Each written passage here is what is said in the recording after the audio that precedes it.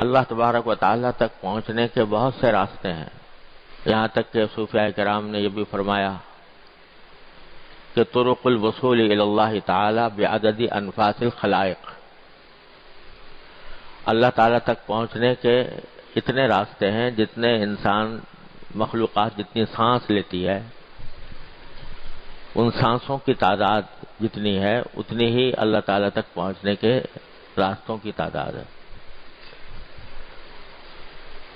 کیا مطلب ہے اس کا وہ اس وقت موضوع نہیں ہے، لیکن بہرحال اللہ تعالیٰ تک پہنچنے کے راستے مختلف ہیں۔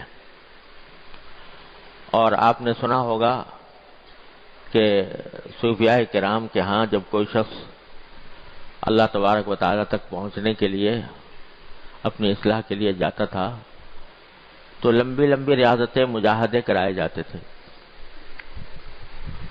بڑے لمبے لمبے مجاہدے کرائے جاتے تھے، بڑے واقعات اس کے مشہور ہیں۔ لیکن ہمارے حضرات بزرگوں نے یہ فرمایا، خاص طور سے حضرت گنگوہی رحمۃ اللہ علیہ، حضرت مولانا قطب الارشاد حضرت مولانا گنگوہی رحمۃ اللہ علیہ نے فرمایا کہ سارے راستوں سے سب سے زیادہ آسان بھی اور مفید بھی اور اجمل بھی اور اکمل بھی راستہ ہے اتباع سنت۔ رسول کریم سرورت عالم صلی اللہ علیہ وسلم کی سنت کی اتباع اپنے زندگی کے ہر شعبے میں، صبح سے لے کر شام تک کی جو زندگی ہے اس میں ہر ایک شعبے میں نبی کریم سرورت عالم صلی اللہ علیہ وسلم کی اتباع یہ ایسا طریقہ ہے جو آسان بھی ہے اور سب سے زیادہ مفید بھی ہے۔ اور میں نے اپنے والد ماجد قدس اللہ تعالیٰ سرہ سے سنا، اور انہوں نے بھی اپنے کسی بزرگ کے حوالے سے بیان فرمایا کہ اس طریقے میں فائدہ یہ ہے کہ جب اس طریقے پر بندہ چلتا ہے تو اللہ تبارک و تعالیٰ خود کھینچ لیتے ہیں اس کو، اس میں جذب کی صلاحیت ہے۔ ایک ہوتا ہے سلوک اور ایک ہوتا ہے جذب۔ سلوک یہ ہے کہ آدمی چلتا جائے چلتا جائے چلتا جائے راہ منزل کی طرف راستہ قطع کرتا جائے۔ ایک یہ ہے کہ جس منزل کی طرف جا رہا ہے اللہ تبارک و تعالیٰ کے پاس پہنچنا چاہتا ہے تو وہاں سے اس کو خود کھینچ لیا جائے۔ اللہ یجتبی الیہ من یشاء، اللہ تبارک و تعالیٰ اپنی طرف کھینچ لیتے ہیں۔ اس میں جذب کی صفت ہے اتباع سنت میں۔ کیوں؟ اس لیے کہ حضور نبی کریم سرورت عالم صلی اللہ علیہ وسلم اللہ تبارک و تعالیٰ کے محبوب ہیں، اللہ تبارک و تعالیٰ کے محبوب ہیں، اور محبوب کی ادا، محبوب کی خاصیت یہ ہوتی ہے کہ جو اس سے محبت کرنے والا ہوتا ہے وہ اس کو اپنی طرف کھینچتا ہے۔ تو اتباع سنت سے محبت پیدا ہوتی ہے۔ یحببکم اللہ، اللہ تبارک و تعالیٰ سے اگر محبت رکھتے ہو تو اتباع کرو نبی کریم صلی اللہ علیہ وسلم کی، تو یحببکم اللہ، اللہ تمہارے سے محبت کرے گا۔ تم کیا کرو گے محبت اللہ سے؟ اللہ تم سے محبت کرے گا۔ یحببکم اللہ، تو جب اللہ محبت کرے گا تو محبت کرے گا تو اپنے پاس نہیں بلائے گا۔ ہونا تو یہ چاہیے کہ ہم محب ہوں وہ محبوب ہو، ہم محبت کرنے والے ہوں وہ محبوب ہو، لیکن اتباع سنت کے نتیجے میں وہ محب بن جاتے ہیں، ہم محبوب بن جاتے ہیں۔ اتبعونی یحببکم اللہ، تو جب اتباع کر رہے ہوں گے تو اس وقت اللہ تبارک و تعالی محبت فرمائیں گے، تم محبوب بن جاؤ گے، اور محب جو ہوتا ہے وہ اپنے محبوب کو اپنے پاس کھینچتا ہے۔ لہذا اتباع سنت وہ راستہ ہے جس میں اللہ تبارک و تعالیٰ خود اپنی طرف کھینچ لیتے ہیں. اور سنت جس قسم کی بھی ہو، چھوٹی ہو بڑی ہو، دیکھنے میں معمولی معلوم ہو رہی ہو، لیکن جب بندہ نبی کریم سرور دو عالم صلی اللہ علیہ وسلم کی سنت کی اتباع کی نیت سے وہ عمل کرتا ہے، چاہے وہ کتنا ہی چھوٹا نظر آ رہا ہو، تو یحببکم اللہ کا اثر ضرور متحقق ہوگا. میرے شیخ حضرت عارفی قدس اللہ تعالی سرہ فرمایا کرتے تھے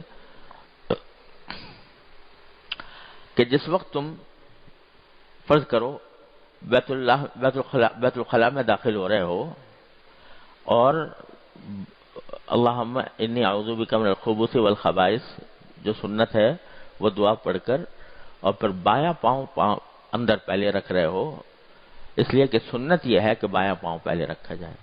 جس وقت یہ عمل کر رہا ہے اس وقت تم اللہ کے محبوب ہو، اس واسطے کہ اللہ تعالیٰ نے فرمایا یحببکم اللہ، اللہ تعالیٰ محبوب کرے گا.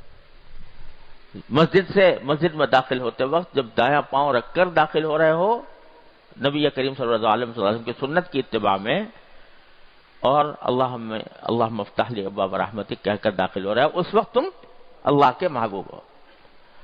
بات ساری کیا ہے کہ تنبہ ہو جائے، غفلت سے تنبہ کی طرف آ جائیں اور جو عمل کریں وہ نبی کریم صلی اللہ علیہ وسلم کی سنت کے اوپر عمل کرنے اتباع کی نیت سے کریں، تو پھر محبوب ہو تم اللہ کے.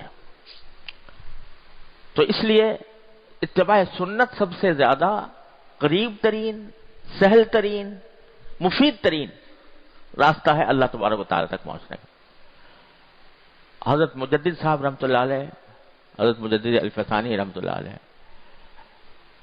فرماتے ہیں، میں نے اپنے شیخ سے بار بار سنا رحمہ اللہ تعالی، وہ فرماتے ہیں کہ میں نے الحمدللہ جتنے علوم ظاہر تھے ان سب کی تکمیل کی، حدیث فقہ تفسیر، حدیث فقہ، عقائد، کلام، جو کچھ بھی علوم ظاہر تھے سب پڑھے، اللہ نے اس میں مجھے کمال تک پہنچایا. پھر میں نے علوم باطن کی سیر کی اور جتنے تصوف کے سلسلے تھے ان سب کو دیکھا اور برتا، ان سے گزرا، یہاں تک کہ ایسی مقام پر پہنچا کہ لوگ اس کے سامنے کہوں، کوئی کہے گا کہ یہ زندیق ہو گیا، کوئی کہے گا کہ یہ ملحد ہو گیا، لیکن واقعہ یہ ہے کہ میں اس مقامات تک پہنچا. یہاں تک کہ ایک مرحلے پر مجھے یہ فرمایا انہوں نے کیونکہ خود مجھے نبی کریم سرور عالم صلی اللہ علیہ وسلم نے خلعت پہنایا.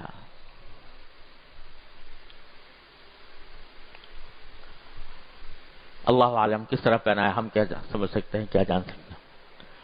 یہ سارے مقامات اور سارے مقامات کی سیر کرنے کے بعد، سب کچھ دیکھنے کے بعد، سب کا تجربہ کرنے کے بعد میں ایک دعا کرتا ہوں، اس دعا پر جو آمین کہے گا انشاءاللہ اس کی بھی مغفرت ہو جائے گی.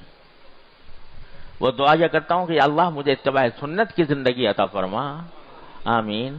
یا اللہ مجھے اتباع سنت ہی پر زندہ رکھ، آمین. اے اللہ مجھے اتباع سنت ہی پر مجھے موت عطا فرما، آمین.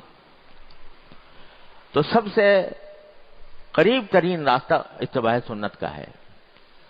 تو نبی حضرت ہمارے حضرت عارفی قدس اللہ تعالیٰ سے رہو جن کی یہ کتاب ہے، وہ ہم سے فرمایا کرتے تھے کہ بھائی میں نے یہ اس لیے لکھی ہے کتاب کہ اس کو پڑھو، یہ ایک ڈائری ہے کہ جس کے ذریعے یہ دیکھو کہ اس میں کیا لکھا ہے، کیا طریقہ رسول کریم صلی اللہ علیہ وسلم کا بیان ہوا ہے، اور پھر اپنا جائزہ لیتے رہو میں کیسا کر رہا ہوں.